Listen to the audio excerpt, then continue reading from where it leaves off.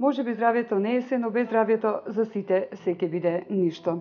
Ова е новото издание на Медика Инфо Плюс, емисија во која што особено внимание ќе најде кај родителскиот аудиториум за сите родители кои што се наоѓаат во период и имаат деца кои што се во периодот на пубертет или тинеџерски години и со сите оние предизвици и нови состојби кои што ги наметнуваат овие луди би рекле години. Сите родители можеби се прашуваат зошто нивното дете се однесува поинаку, колку е специфична таа состојба, дали е оправдана, колку треба да биде загрижувачка. Сите тие одговори ќе ги дознаеме преку разговорот со нашата денешна гостинка, психолог во едно од основните училишта во градот, но за почеток да го слушнеме прилогот кој што ќе представува увертира во нашиот денешен разговор.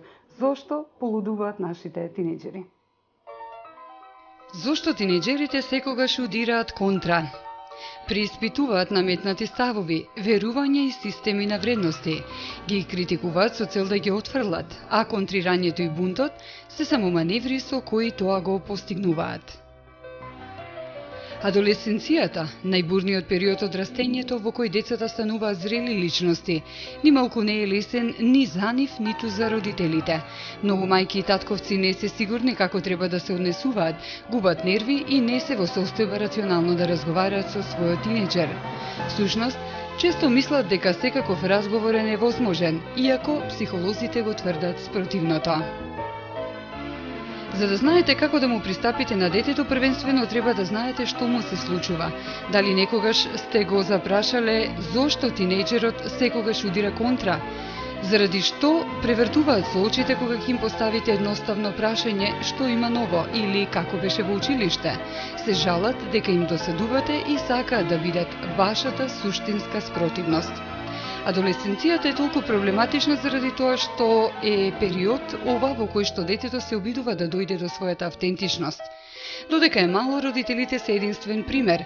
Нивното мислење не се преиспитува, туку се зема како единствено мерило на вредности. Меѓутоа, со растењето тинеџерот само ги преиспитува наметнатите ставови, верувања, системи на вредности. Ги става на тест за да ги доживее како свој или потполно да ги отфрли. Исто така сака да припаѓа и во група. Врсниците му значат многу и заради тоа не е сигурен како треба да се однесува. Бунтот, постојаното контрирање, експериментирањето во обликувањето и физичкиот изглед, се маневри со кои се служат тинеџерите за да го пронајдат своето место во општеството и да дојдат до сопствени заклучоци. Девојчињата често сакаат да бидат суштинска спротивност на своите мајки, односно сакаат да бидат физички и карактерно различни. Истражувањата покажуваат дека девојчињата многу лошо се согласуваат со мајките, додека со татковците успеваат да најдат заеднички јазик. Контрирањето не дека е безобразлук и невоспитание, како што повеќето родители мислат, туку начин на кој детето ви испраќа порака дека има сопствено мислење и дека очекува да го почитувате. И затоа немојте да паѓате во оган штом вашиот тинеџер ја почне својата реченица со не, туку обидете се да му се приближите. Тоа можете низ некои едноставни животни работи. Например, заинтересирајте се за тоа што сака, за облеката која ја носи, музиката која ја слуша. Ако едниот родител не може да му се приближи на детето, нека се обиде другиот. Ако ни двајцата родители не можат да допрат до детето, тогаш можеби треба да се разговара со психолог. На тинеџерите им е многу непријатно да разговараат за своите сомнежи, ставови, проблеми со некој кој не е член на семејството. Бидете трпеливи, полни со разбирање и поддршка и работите ќе дојдат на свое место, а тинеџерските лудости ќе останат да се раскажуваат како семејни анегдоти.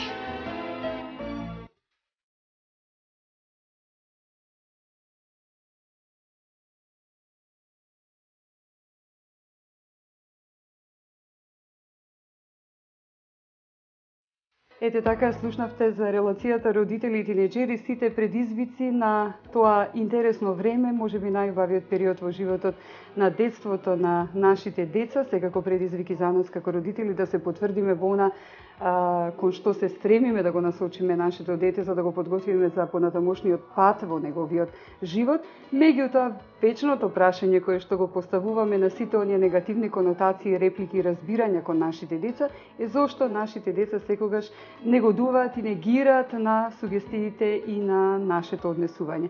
Одговори токму за тоа Колку се специфични овие тинејџерски години добиваме од мојата гостинка, но особено задоволство психологот Анастасија Настеска, психолог во Основното училиште Григор Прличев во Охрид. Добре ни дојдовте. Добро вечер и благодарам на поканата. Се надевам ќе им помогне на родителите ова емисија за понатака да се соочат и тие со тоа што ќе го слушнеме и денеска во нашиот разговор. Одбравме актуелни прашања, актуелна тема, интересна, низ би рекла бројни примери и секојдневности со кои што се сочуваме ние како родители, а вие како стручен персонал во непосредна близина на нашите деца, токму во тие години, во Основното училиште. Доаѓаме до моменти вечното прашање зошто нашите тинеџери ни одат контра, односно каков е тој период кога тинеџерите стануваат непријатни, наречена адолесценција, време на брзи промени. Што се случува со децата во овој период од стручен аспект? Така. За адолесцентот најчесто во литературата и во општествениве прилики се како бунтовник. Бунтовник без причина, најчесто се зборува. Значи, адолесценцијата е еден период кој што настанува од преминот од детството кон созревањето кон возрастноста, значи, кон возрасен човек. Тие се периоди кај што адолесцентот го менува својот став, ги менува своите мислења, станува посамокритичен во моменти, значи го менува целосно своето однесување кон себе, кон околината и кон другите. Постојат 3 фази во адолесценцијата, ако треба да се кажат, значи околу 11-та до 15-та година, од 15-та до 17-та и 17-та до 25-та. Значи, тогаш кажуваме дека 25-та година веќе како период на завршување на една личност како комплетна. И сметам дека тој период, мислам, го заокружува тој адолесцентен период. На овие претходниве години тие се како проблем, што го кажувате и вие, како проблем што се соочуваат родителите и околината во секој случај. И самиот адолесцент во секој случај треба да се го прифати тоа. Адаптирање на една нова состојба, на едно поинако манифестирано однесување, за кое што не сакаме да кажеме дали е оправдано, неоправдано или позитивно или негативно во конотација сватено, но сепак факт е дека тинеџерите токму во овој период од нивната зрелост се дистанцираат од своите родители. Колку е оправдано и дали треба таа улога на родителите во овој период да биде сватена како улога на советник кон нив или пак како што најчесто се сваќа улога на менаџер на нивниот живот, би рекла? Видете, ние сите возрастните треба да се сватиме и да се поставиме сепак во ситуација дека немаат постојано да му сме советници. Треба да му дадеме малце слобода. Значи, слободата во смисла сепак да е канализирана. Не е тоа слобода едноставно да се препуштат на своите однесувања, зашто сепак тие, ако во една сфера се покажат дека може да дадат некој цврст став и некое свое мислење кое што ќе е оправдано во ред е, но во сите сфери, во сите области тие не може да го дадат своето критично мислење и тука може да сгрешат. Затоа тука можеме да се јавиме ние родителите како советници. Но сепак тоа да е во улога поблага, не со тежок крест, да кажеме. Во тоа смисла. Да бидат умерени релациите, однесувањата. Меѓутоа, сите ние додека не дојдеме до тој период, до таа годишна зрелост на нашите деца, мислиме дека сме имуни на сите тие случувања кои што можеби во непосредна околина сме ги видели или сме ги слушнале како проблеми помеѓу релацијата родители и деца и сметаме дека овие промени во однесувањето ќе не заобиколат. Но најчесто заради што се расправаат всушност родителите и децата? Проблемите никој пат не може да не заобиколат. Едно семејство значи е подложно на сите промени, пошто сите семејства со тинеџерските години мора да ги поминат тука. Со што се би се соочувало едно семејство? Значи, во секој случај, еден родител, ако сака да детето да му е постојано, например, заедно со нив, не би можело. Не би сакал ни тој. Ни самото дете, ни самиот родител, некојаш барањата што ги поставуваат кон детето, секогаш не може да бидат одговорени од страна на некој. Јас сметам дека и обврските што му се задаваат, сака да ги избегнуваат.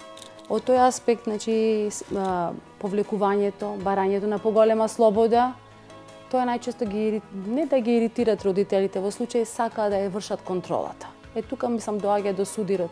Преголемата контрола и наметливост раѓаат малце поголем судир тука и бунт кај тинеџерот. Сега дали Анастасија со правилен пристап може да се решат некои од проблемите кои што неминовно дека настануваат проблеми. Зависи значи од прагот на толеранција на родителот, перцепција и од прагот на толеранција на самото дете. Дали е возможно да се решат сите тие проблеми или да се надминат на еден цивилизиран начин без таа бунтовност од обете страни?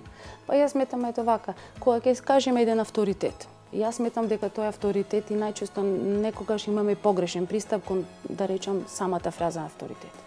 Сметам дека авторитетот не треба да биде наметлив. Значи, самото однесување во текот на едно, да кажам, еден период на децата ствараат кај детето, значи тоа да го видите авторитетот кај родителот. Значи, ако родителот е постојан во однесувањето и е критичен и кон своето однесување, тоа сметам дека се наоѓаат место за разговор. Разговорот секогаш мислам дека да предстои пред да нешто почнеме да критички да настапиме кон детето. Значи, први е разговор и најчесто разговорот треба да води во поблага форма, значи да му се даде простор самиот да го даде свој став и мислење, а понатака можда ние како родители треба да го поставиме тоа на некоја поинаква сфера и на поинаква дистанца. Во тој случај сметам дека така треба. Сега веќе би започнала со оние, како што кажав, можеби сликовите проблеми кои што ќе доловат поблиска атмосфера на сите родители кои што имаат во својот дом тинеџер. Еден од проблемите со кои што се соочуваме како родители е најчесто преодната фаза, токму тоа детенце кој што се уште сметаме дека не е доволно зрело и некогаш можеби на нашите критики одговарало со плачење, сега веќе тоа се преиначува во агресивност и во негодување. На кој начин значи можеме да се соочиме со оваа фаза и она што најчесто и како гестикулација, како реплика од страна на детето смета? Тоа се најчесто гестикулација од типот на превртување очи. Точно, превртување очи, избегнување трескање на врата, затварање во соба, значи слушање музика, ставање слушалки, значи не ме интересира што ќе кажеш ти како татко, како мајка или без разлика. И по голем брат, во секој случај можеме да го спомениме и тоа. Значи тие едноставно бегаат од моменталното и од конфликт со родителот, сметајќи дека се уште недоволно спремни да му се спротистават. Сепак е таа возраст каде што сепак родителот, пошто зависат сепак од родителската грижа и финансиски да кажам, и целосно емотивно сепак имаат потреба тие од родителот. Некој пат немокта ги доведви до таа ситуација. Значи, кога јас сега не сакам да слушам, затварам врата и најчесто сме сведоци, нели, да пишат и на вратите, чукни пред да влезиш, побарај ме пред да не ме вознемирува, или ако се по родендин или по некои, да кажам, журки, значи поретко сакаат да го кренат телефонот, зашто го сметаат како контрола, а не размислуваат, мислам, на начинот дека можда родителот таа не само е загрижен или сака да прашат до каде е. Тука е тој, мислам, најчесто се јавува тој проблем и најчесто така би реагираат тинеџерите. Така.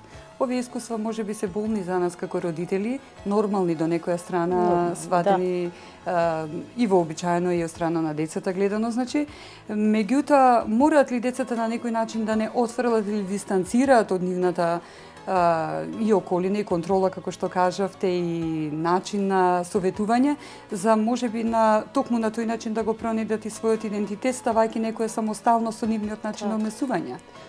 Значи, слободата мора да им се даде на децата. Тоа е новен пат, значи, за растењето нивно и созревањето од дете кон возрасен. Значи, патот е тежок, можда за секој дете, за секое семејство, за секој родител. Значи, треба му се даде таа слобода. Треба да се остави да проба детето не да се базира тоа на нашите грешки. Значи, ние сме сгрешиле за ова и детето ќе сгреши. Треба да го оставиме ние да ја проба, значи, грешката, да ја искуси на себе, како што ќе кажеме, за да понатака тој успе, а ние да сме тука да му помогнеме да се исправи и да го најде другиот начин. Например, ако едно дете, да кажеме, на училиште сгрешило или често пати греши, ние како родители тоа се нас не се доверува и ни кажува. Како би било, како ние како родител да му кажеме, остави ја таа работа, ќе се реши. Не, нека ја сгрешит, нека проба, а ние понатака ќе го посоветуваме и со друг совет да најде сепак тоа дете друго решение, а не ние да му го дадеме решението. Во тој аспект, значи, би требало да не е заокружена од наша страна. Значи, да му се даде слобода на неговиот израз, на неговото сваќање, на неговиот став и мислење во секој случај. Меѓутоа постои една поинаква димензија на однесување од страна на родителите, што исто така за жал не е ретка, односно повредени од бунтот и од однесувањето на нивните деца, наместо да ги придобијат и разговараат како што кажувате, им одговараат на автентичен начин, односно на отфрлувањето со отфрлување, на негодувањето со уште поголемо. Колку е исправен овој начин и кон што доведува пред се? Како што кажуваме, негодувањето води до негодување. Раздор поголем се јавуваат, значи не го решаваме воопшто проблемот. И овие проблеми се фактички состојба која што е минлива. Значи не би требало да ги гледаат тие работи со негодување и со таков револт, зашто ова е состојба што сепак ќе се надмине. Значи ова е состојба ако се разговара, ако се изнајде правилниот начин на пристап, кај секое дете можеме да доприме. Јас и претходно кажа, авторитетот не смееме да го наметнуваме. Тој се гради низ целото живење, значи во едно семејство. Ако едно семејство имаат правила, не да кажам наметнати, значи ако се знае дека се руча во одредено време, дека едното дете е одговорно, да кажам, за бришење прашина, другото дете е одговорно. Значи тука се јавуваат авторитетот ненаметлив, значи се воспоставуваат односите поинаку и побезболно. Во секој случај родителот како авторитет и своите работи ако треба да ги извршуваат, например, и родителот ако не извршуваат работи кои што се негови, и тогаш ние треба да наставиме критички децата кон родителите, би требало да е така. И заради тоа треба да се остави простор, значи да имаат простор за разговор, а не за постојано негодување. Зашто негодувањето оди во друго, детето бега од дома. Тоа се проблемите на кои ќе ги кажува. Тогаш не можеме ни да доприме до неговата емотивна состојба. Значи нема ни да сака ни да се отвори, зашто знае дека од другата страна родителот е критички настроен кон него. Дека не ќе има толкаво разбирање за да нешто се смени. Ќе каже едноставно зошто? Зошто јас да се отворам кога знам дека тато или мама одма ќе настапа неодобрување. Ето. Би требало ли да се водиме во тој случај, Анастасија, дека кога немаме да кажеме нешто позитивно, може би е подобри да го премолчиме си од тој момент, меѓутоа па тоа доведува до една фаза кога ќе дојде до проблематична ескалантна ситуација, кога е веќе тој момент да го одредиме преминот од добро во лошо, во алармантно и така натака. Да, ова е добро прашање, зашто најчесто кога ќе слушаме некој проблем или ако најчесто не фаќа нас родители како паника, значи прикриено или нешто. Најчесто сакаме да реагираме онака како што викате, да избувнеме, но треба да го канализираме, значи најлоша е реакцијата во афект, значи секоја што го кажуваме. Значи можда малце треба да застанеме, можда и да излеземе од собата, па да влеземе повторно. Јас сметам дека не треба проблемот да остане, да виси, значи сепак треба да разговараме. Не треба да го оставиме просторот за да помине другиот ден или после некое време. Во истиот момент, викам, можда да се најдат поблаги зборови, да се изброиме до 10. И ние сме сепак родители, што можеме да изброиме до 10. Ние имаме поголема канализација на чувства, тоа е нормално и мислам дека сепак имаме можност и сме позрели да реагираме на тој начин. Како што кажавте вие, значи ако избувнеме наеднаш, и затоа сметаме дека ако избувнеме наеднаш треба да го премолчиме проблемот, не. Значи треба да кажеме нешто, само да се потрудиме малце во поблага форма да е. Тој спас. Тоа што го кажавме, ако немаме да кажеме нешто позитивно, може би подобро, поблаго. Така. Ова се години на електронска комуникација, значи апсолутна експанзија. Токму таа електронска комуникација, без разлика дали е со нивните другари, дали станува збор за користење на електронските уреди, односно доаѓаме до фаза на затворање на нашиот тинеџер во еден виртуелен комуникацијски свет. Тоа го прави помалку комуникативен со домашните, што веднаш се јавува како уште еден проблем на родителите. Дали би требало да се стават некои одредени ограничувања во поглед на таа електронска комуникација, односно зошто доаѓа до прекин на комуникацијата реална со домашните? Видете, свесни сме сите, како што и сами кажавте, дека е ова време на социјални мрежи, да кажеме, на виртуелност. Сметам дека канализирање на тоа треба да има. Значи, ние како родители имаме и имаме можност тоа малце да го канализираме кај нашиот тинеџер. Ако е претерано, ништо што е претерано не е ни добро. Во секој случај, ако седнуваат на компјутер почесто, можда и ние треба да седниме со него, да видиме, да пробаме, значи да се вклучиме во тие негови активности. Но тоа не треба безгранично да оди. Значи, ако е тој седите 1 сат, 2 сати, ние треба да размислиме дека тоа не е добро. Значи, треба да го најдеме начин да кажем, ајде малце сега да видиме, да направиме некоја друга работа, да седнеме да излеземе во кино или да прошетаме, значи да го побараме начинот постепено малце да го отргнеме од компјутерот. А дека можеме да ги сврлиме тие работи, не, сепак и позитивната работа е сепак од социјалните мрежи, значи не се користат само за игри и за допишување, значи имаат и интелектуална и креативни вредности, немаме да се поставиме критички кон социјалните мрежи, но во секој случај треба да е тоа канализирано и одмерено. Не може едно дете од 5 години 3 или 4 сати да стои на компјутер. Или сега конкретно ако зборуваме за тинејџерите, доаѓа од на училиште, истата работа што е направил на училиште да продолжи сега да разговара преку социјалните мрежи. Значи, тука е начинот што ние како родители треба да седниме во еден круг, во една пријатна атмосфера да го промениме тоа, дел по дел. Зошто во овие фази би прашала родителите гледано од страна на тинејџерите не се повеќе кул? Зошто на тинејџерите едноставно се им е глупаво? Веќе во тие години влегуваат во фаза кога можеби понекогаш и се страмат од однесувањето на своите родители, меѓутоа не престануваат. Тука веќе доаѓа до негодување на однесувањето и на пријателите, па дури и на наставниците во училиште. Да. Некои деца и тинејџери, значи за родителите, за повозрастните сметаат дека не се кул. Сметаат дека се тие старомодни или не се во времето кој што сега тие мислат дека живеат. Значи, тие сметаат дека се поразлични во однос на тоа што ние ги канализираме во некои сфери и сметаат дека тоа канализација на нивните ставови, мислења или нивната бунтовност едноставно ќе ги спречува тие да се однесуваат баш онака како што сакаат. И затоа сметаат дека еден родител го кажува дека не е кул, ако тој, например, не му дозволи родител да имат неограничување и да прави што сака. Значи не може да го остави родителот детето да реагират на начин кој што сепак, значи знае дека ќе му наштети. И тогаш може да се јават тие баш реченици: зошто не си кул, ова е кул да излезам, кул е да седам до 12 или после 12, тие најчесто и со временските разлики за шетањето и тука имаат проблем, значи. Ќе го зборуваме и тоа ќе се продолжи понатака, да. Така.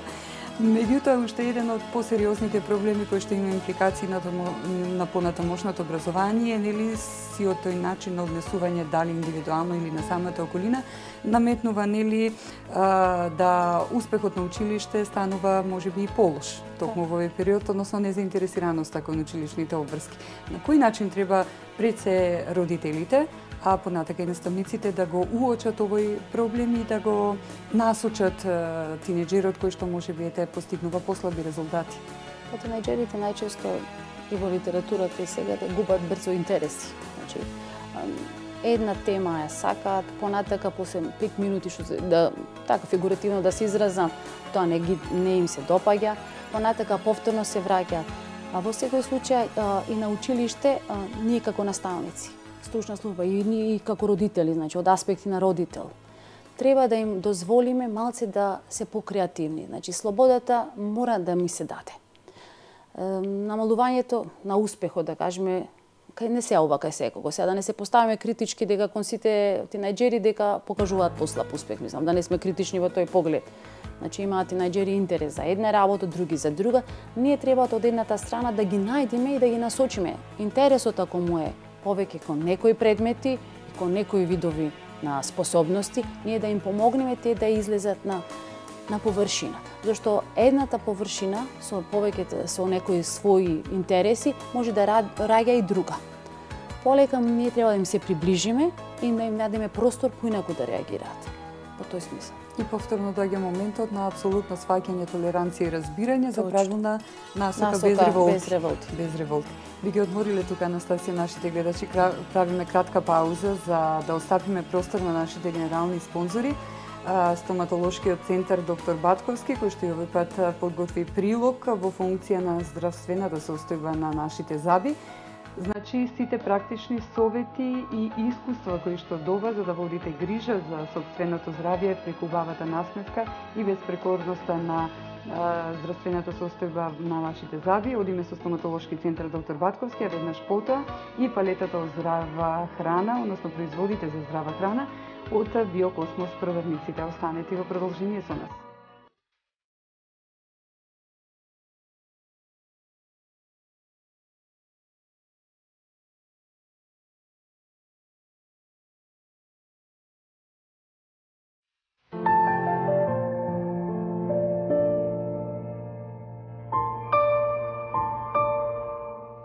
во стоматологијата, идентично со останатите медицински дисциплини, диагностиката е една од главните алки за доаѓање до адекватен третман и излекување. Секој добар терапевт мора да даде акцент на правилната диагноза и од која што понатаму зависи исходот нормално од третманот и излекување на заболувањата и тука веќе може да зборуваме за превенција на заболувањата, доколку таа диагноза е направена во рана фаза на заболувањето, односно во рана фаза во случајов на нашиот домен на работа, односно кариозните заболувања. Во тој контекст е и денешнава презентација на една нова, но би рекла револуционерна алатка во стоматологијата, особено во делот на диагностицирањето. Тоа е една нова интраорална камера, диагнокам на Каво. Каво диагнокамерата е нова направа за идентификација на раните кариозни лезии. Всушност, оваа камера ги идентифицира сите кариозни лезии, поголемите, меѓутоа е значајна затоа што може, како што викаме, невидливото да го направи видливо. Оние кариеси кои што се наоѓаат на страничните делови на зъбите, кои што се наоѓаат под пломби, кариеси кои што не се видливи со голо око, дури некои од нив не се видливи нити на рентген, затоа што на рентген имаме известно преклопување на страничните делови на зъбите и овие мали кариеси се буквално видливи во овој момент само со оваа интраорална камера. Кај оваа камера се користи дифоти технологијата. Тоа е Digital Imaging Fiber Optic Translumination, односно тоа значи дека зъбот како една структура може да ја пропушта светлината. Камерата има свој извор на светлина и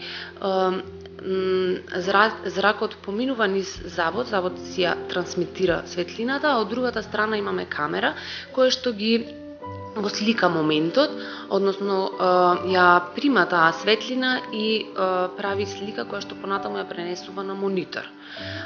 Како што кажав, зъбните структури, здравите зъбни структури се трансмитери на светлината, меѓутоа оние дефекти на зъбот, пукнатини, фисури, кариесот се малку поинакви структури кои што ја одбиваат светлината и затоа дава на мониторот се прави разлика помеѓу здраво и заболено ткиво, зъбно ткиво и интересно е што во 99% големината на кариесот која што ќе ја добиеме на мониторот одговара на реалната големина на кариесот која што го отвараме понатаму. Оваа постапка може да се повторува онолку пати колку што е потребно, затоа што нема никакво штетно зрачење во емитирањето на овие дифоти, како што кажав. Како и да е, рентген диагностиката е неопходна и е примарна, меѓутоа оваа нова камера, која што, како што кажав, е револуција, е едно идеално надополнување на рентген диагностиката, особено може да го користиме кај бремени жени и деца, каде што изложувањето на штетните X зраци треба да биде ограничено. Накратко, која е вашата корист од оваа камера? Најпрво, идентификација на кариес без X штетните зраци. Идентификација на мали кариеси, невидливи со други диагностички методи. Идентификација на кариеси под стари полнења, кои што исто така не се видливи на други диагностички методи. Јасен мониторинг, јасни слики кои што секој може да ги разбере и да види која е неговата состојба, можност да добиете третман на модерната минимално инвазивна стоматологија. Ова е важно за овие рани кариеси, затоа што малите кариеси и малите оштетувања на забот може да се лечат, односно може да се превенираат или да се лекуваат со минимално инвазивни стоматолошки методи, како што е микроабразијата, чистење на кариес само со ултразвук и без болка, и сето тоа, како што кажав, ќе зависи од вашата ажурност и од вашите редовни контролни прегледи. Според многумина веќе во светот стоматолози, секоја клиника која што е свртена кон иднината, треба да поседува една ваква револуционерна алатка.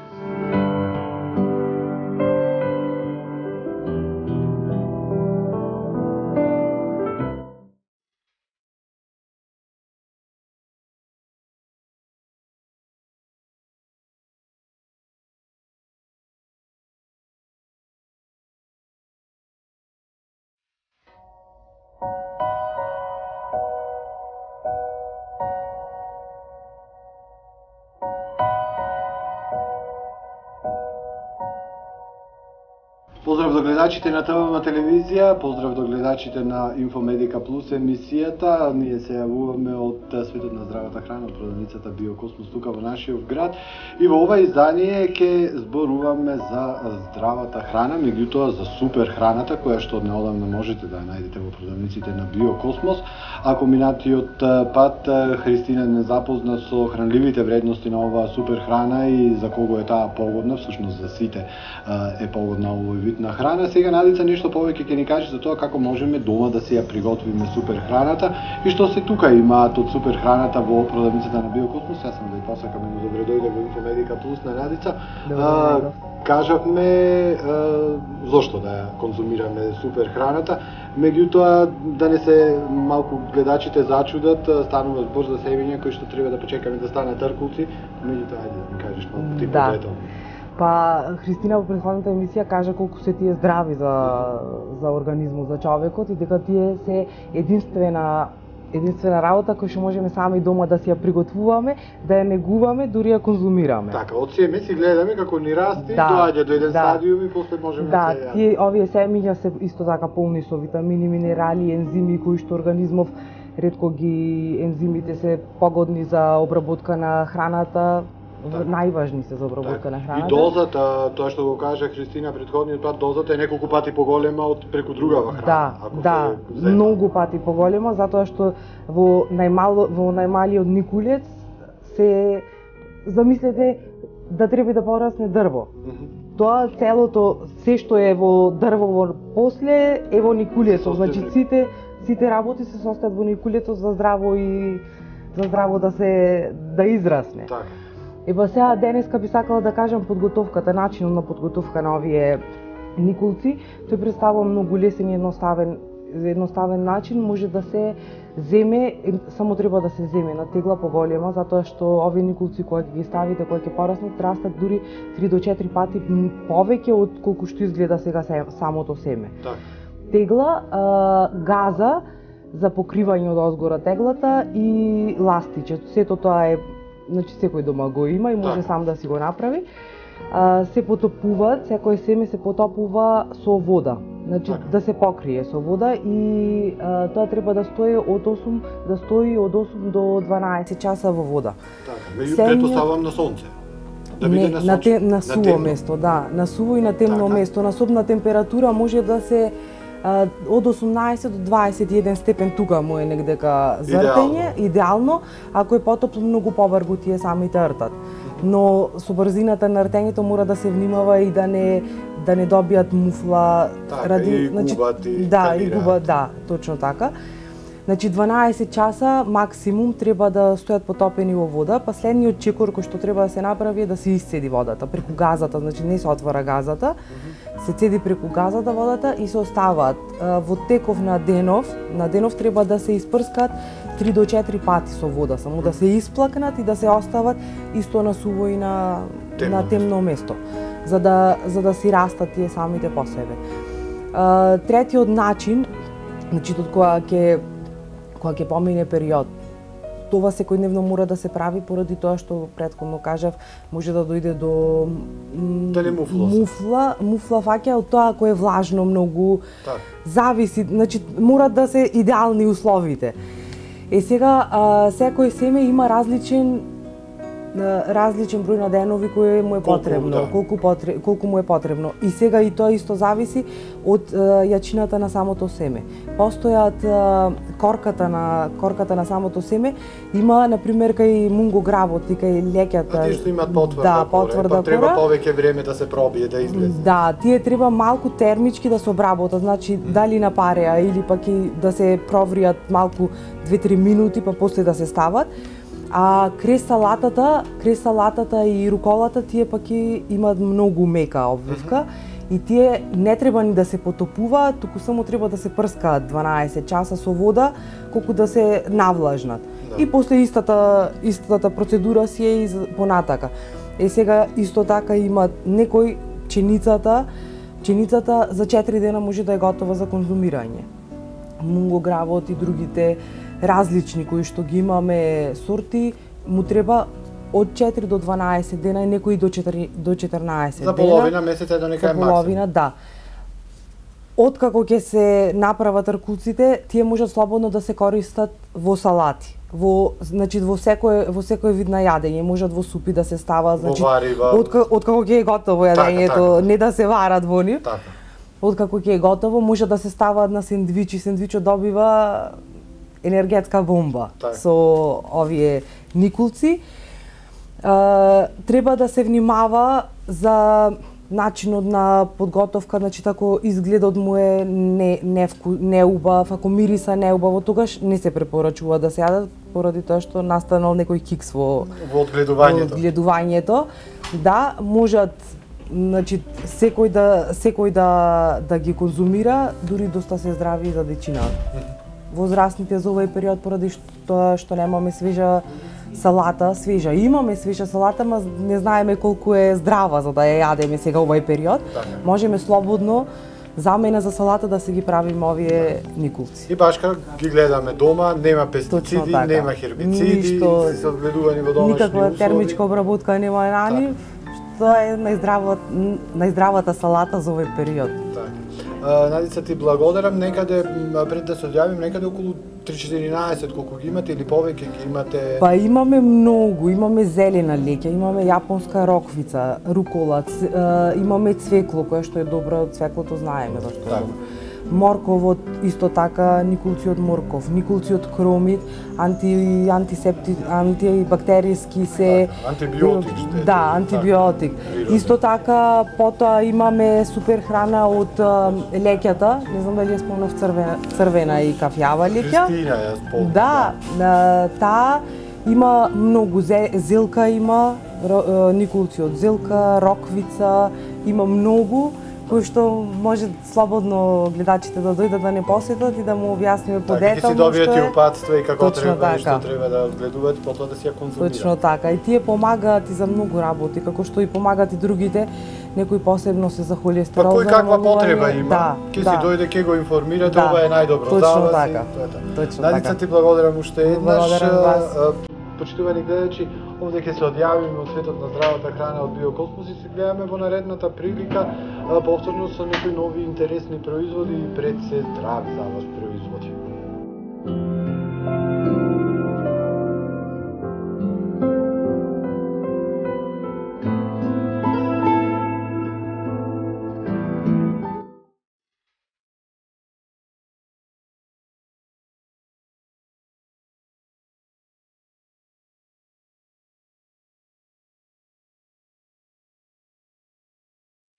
Повторно сме во Медика Инфо Плюс, вториот дел од нашиот разговор со мојата денешна гостинка Анастасија Настеска, психолог во Основното училиште Григор Перлишев.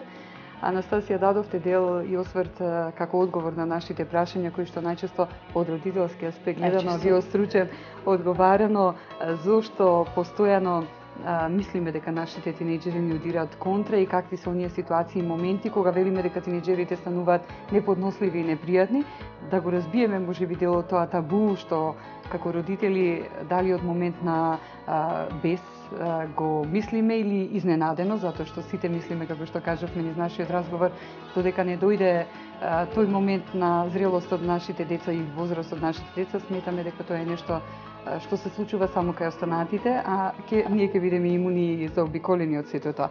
Меѓутоа, дали најчестите грешки при одгледувањето на тинеџерите се токму тоа што ние како родители сакаме да имаме преголема контрола и надзор, а не даваме поголема слобода на нашите деца затоа што сметаме дека така ќе ни избегаат од рака сите контроли врз него. Кога ќе кажеме нешто што е наметнато, на сите ни смета. Значи да тргнеме од тој аспект.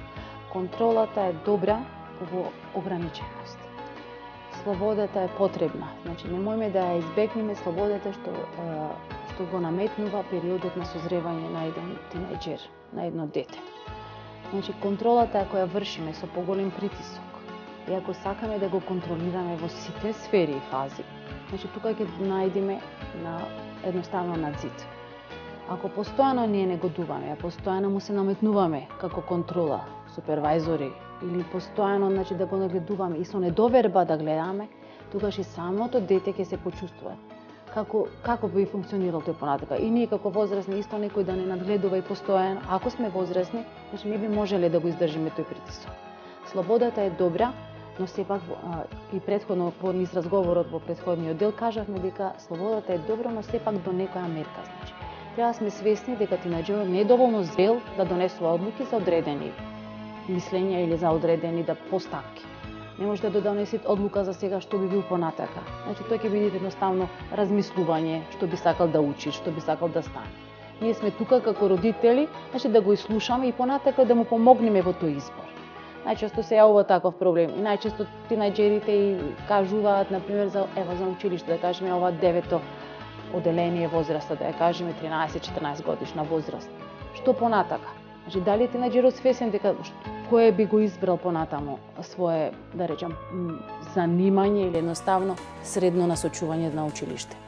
Ние сме тука да му дадеме слобода, ама треба да сме малце тука и покритични. Можда треба да го насочиме и да видиме до кај му се способности и да разговараме. Во секој случај да разговараме.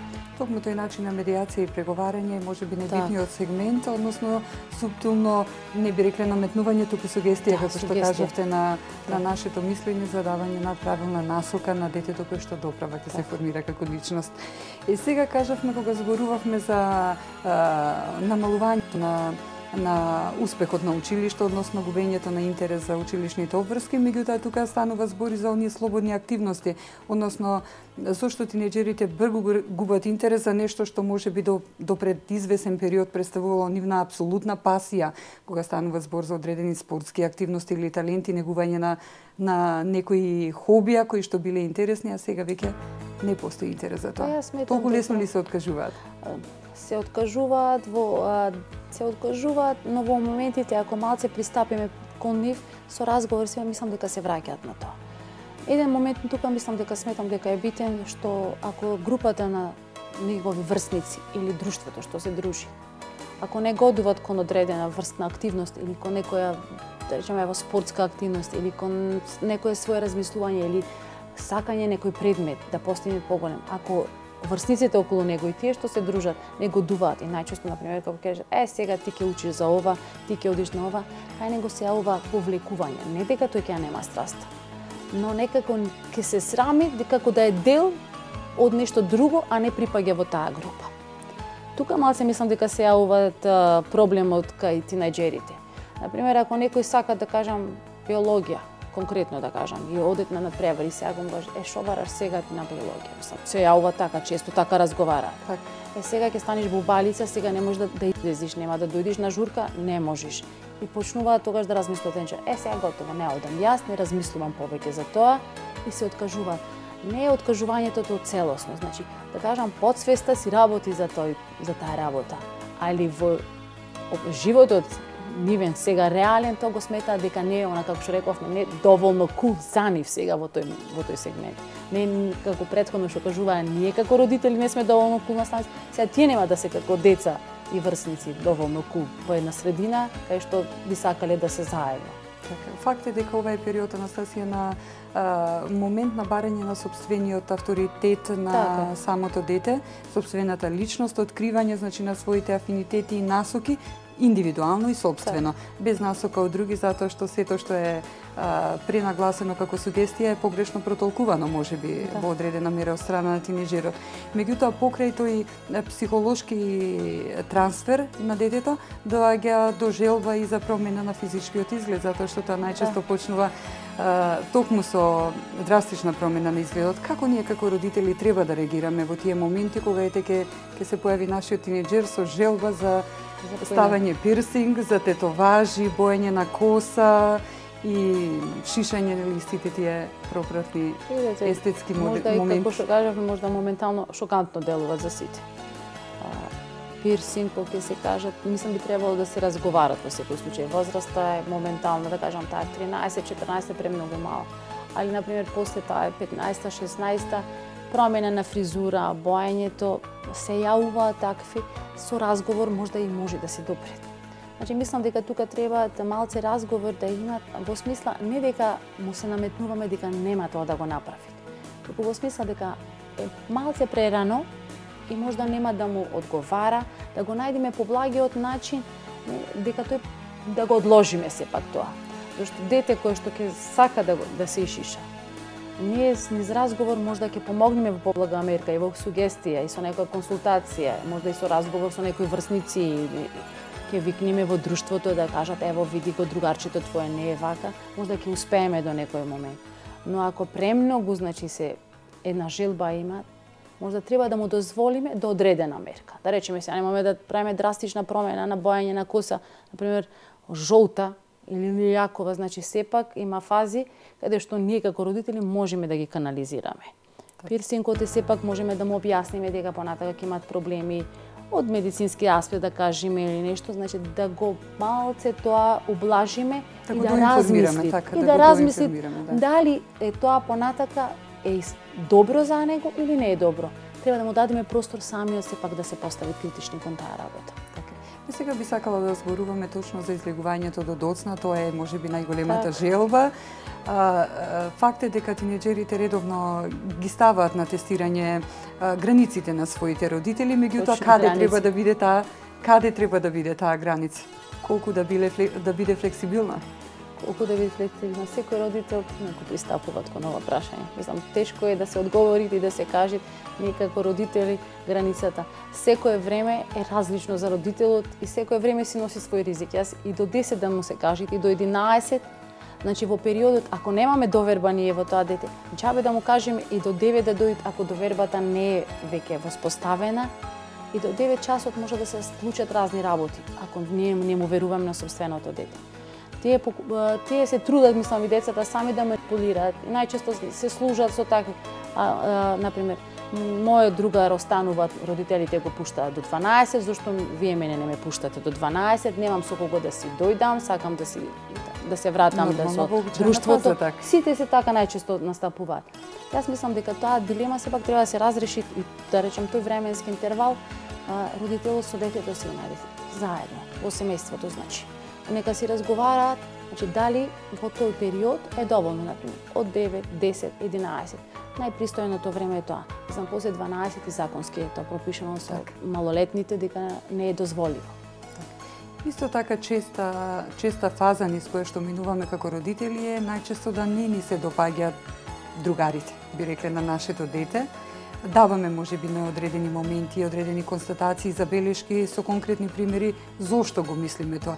Меѓутоа, подобро ли е да се произјаснеме во такви моменти, давајќи констатација и образложение за нашата одлука, или пак можеби е подобро да се преќути си од тој момент, затоа што факт е дека кога станува збор за другарите, тогаш и бунтовноста е голема, така. Да кажам и психолошки дека не треба да е наметнато сепак бирањето на другарите од страна родителите. Значи, ако го сметат како наметнато, дека ние сакаме да го тргнеме од одреден другар или другарка или од одредено друштво, тоа самите и шоколо што го кажавте, бунтовноста се јавува. И сметам дека тогаш баш го тргаме и го насочуваме кон тој правец кој што не сакаме. Значи, нема да имат после близината тоа за разговор. Ние треба можда да си разговараме и да му посочиме ако некој другар приметиме дека сепак не е неговото однесување во ред. Треба да застанеме и да разговараме. Не треба да му наметнеме. Јас знам, мене ми кажа, значи тој е сосема погрешно, дека не чини тој и тој, дека тој те носи на другиот пат.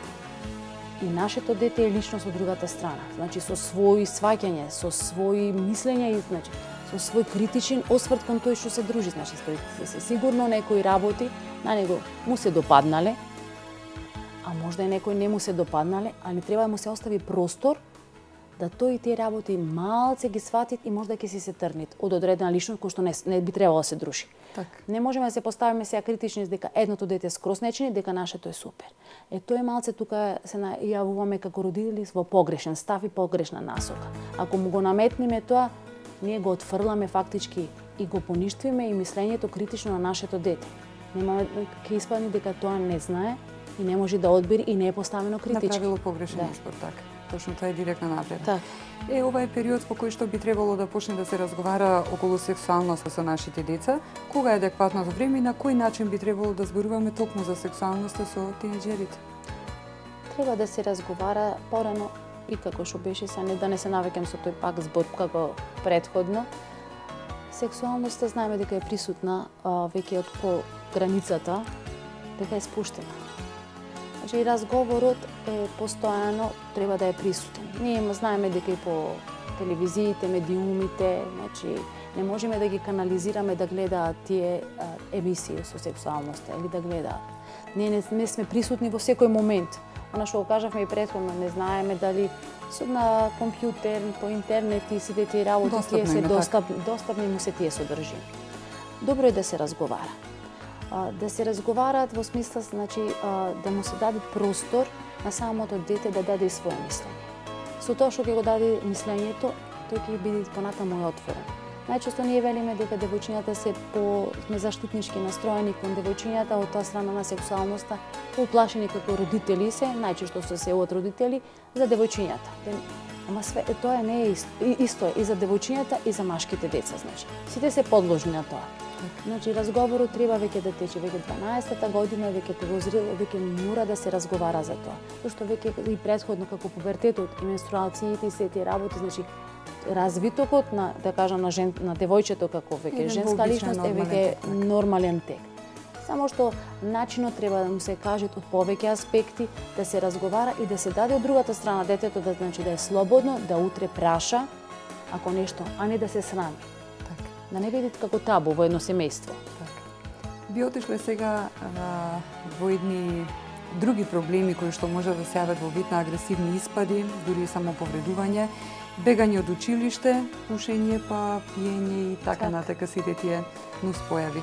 На кој начин треба да се пристапи доколку се забележи некоја одредена ваква ситуација? Видете, пушењето, пиењето најчесто е присутно. Значи, сега, за жал треба да се каже дека колку и да сакаме во општествениот систем, значи да се канализираат тие работи, да речам, по кафичиве, макар што и до 10-11 се случуваат. Треба да сме свесни дека се случуваат. Кој е пристапот како родители, ние сепак треба дома на своите деца собствено да си реагираме. Не можеме да оставиме дека од другата страна и дека друштвото постојано ги води, дека мојот тинеџер, моето дете се напило пошто морало да се напие, дека сите други пиеле и тој морал да се напие. Ако ние претходно дома не сме разговарали, не сме ги посочиле, значи, понатамошно последиците што може да се јават, понатака што би успеале да направиме со тоа дете. Со пушењето, значи, љубопитноста е таа. Со пиењето, љубопитност, во секој случај. Тој е дете тинеџер бунтовник и смета дека со тие, со пушење, пиење, дека ќе покаже дека нешто, ево, јас сум поинаков. Можам да направам се што сакам. Значи, да го достигнете и она што не невозможното, али нешто што е поголемо и ново. Да. Значи, во групата сум јас, ево, по тип ќе бидам, ако запалам цигаре, ако се напијам, ама јас знам да пијам, значи најчесто се ова тоа, јас знам да пијам. Тие не се свесни дека со самото тоа, со тие реакции, дека поинаку прават и се штетат на себе си. Значи, возраста за пушење и пиење во тие години е премногу мала за нив да почнат тоа да го направат. Так, треба, значи, да се разговара и да се покаже и насочи така на сите негативни да се кажат на последиците што може да се јават во секој случај. Така. И би рекла дека за секоја причина мора да постои одговор за одредена последица, односно да не поминат незабележани сите тие забелешки кои што ги кажуваме и не санкционирани. Односно тука е казнат. На кој начин треба за одредена грешка да го спроведеме тоа казнување кое што можеби ќе биде делотворно во одредени моменти, а не како вистинска казна? Видете, казната треба да постои.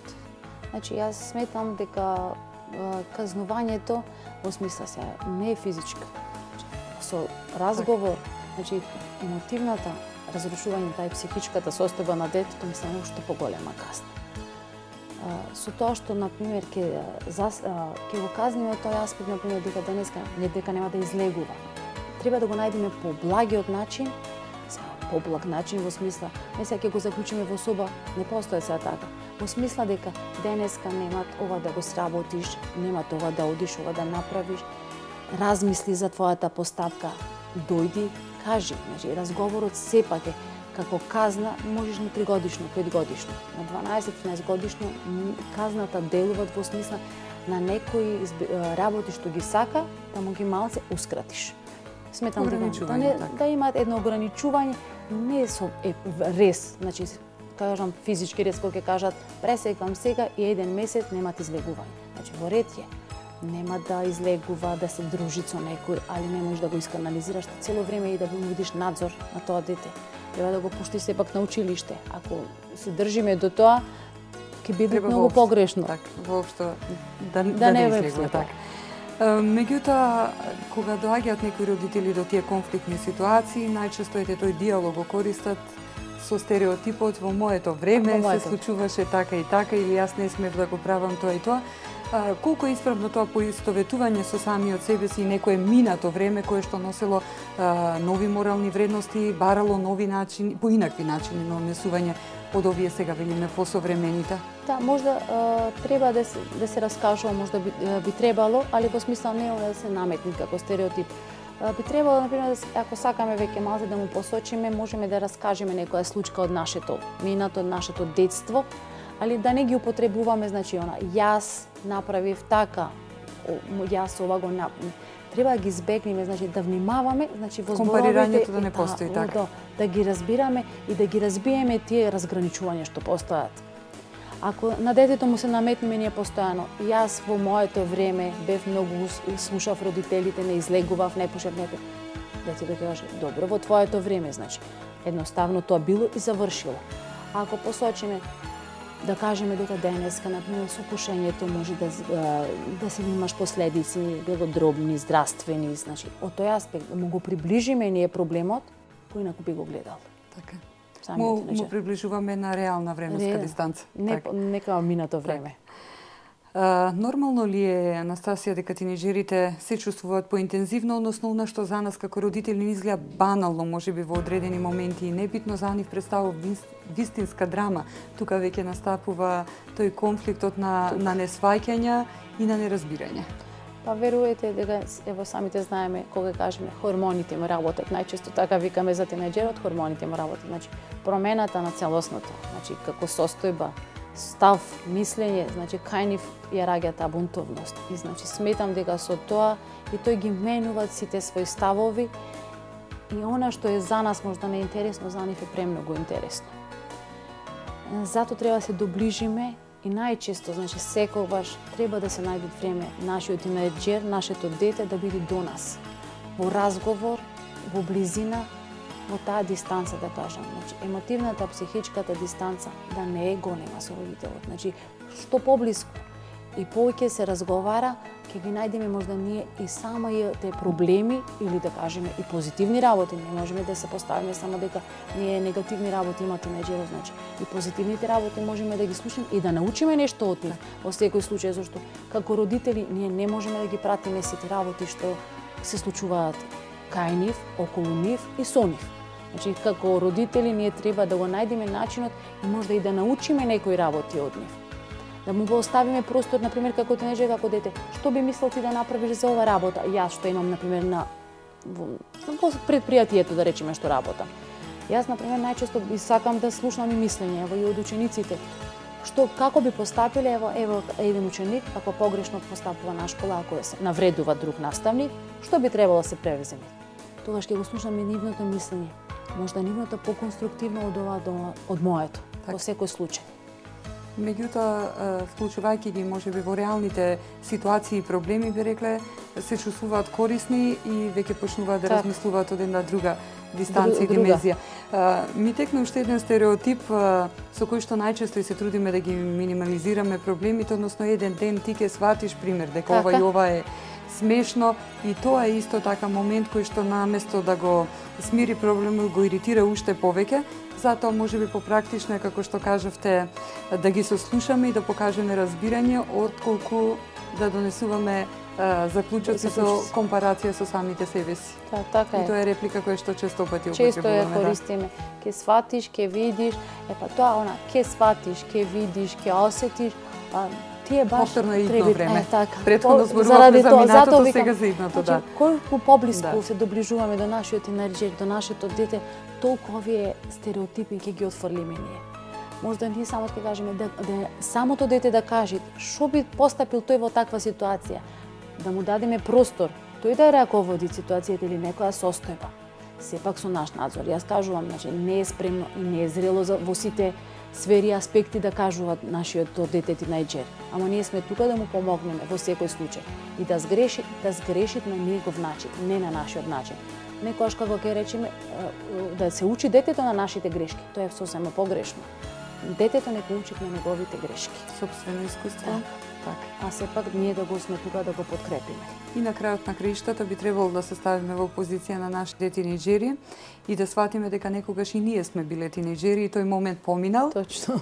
И сега сме ние во позиција кога треба точно да го сватиме од некој што еден ден ќе биде во нашата и кругот продолжи. Така е. Тоа е благодата кон која што се стремиме да израснеме едни здрави генерации. Не можеме максимално да ги заштитиме од надворешните влијанија.